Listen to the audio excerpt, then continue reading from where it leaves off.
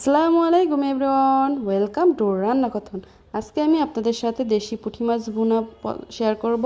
এই ছোট ছোট পুঁটি মাছ যে আমার কতটা পছন্দ সেটা আমার মা অবশ্যই জানে। আমার বাবা আমাদের বাসার সামনে ছোট একটা খাল আছে, ওই খালের মধ্যে মাছ ধরেছিল।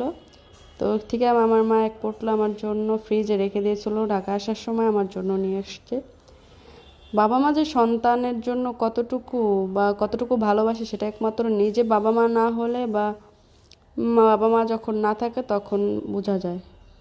বাবা মার ভালোবাসার সাথে পৃথিবীর আর কারো ভালোবাসার তুলনা হয় না বা তুলনা করা যায়ও না।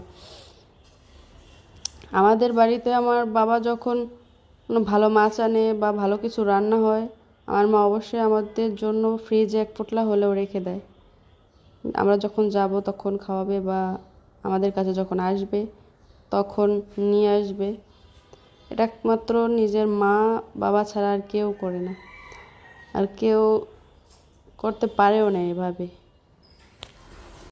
ছোটোবেলা যে বাবাকে কতটা জ্বালিয়েছি, বাজারে গিয়ে বাবা ফোন দিত আমার মায়ের কাছে যে কি তরকারি আনবো বা কি মাছ আনবো, আমি এটা খেতাম না, ভাইয়া ওটা খেত না।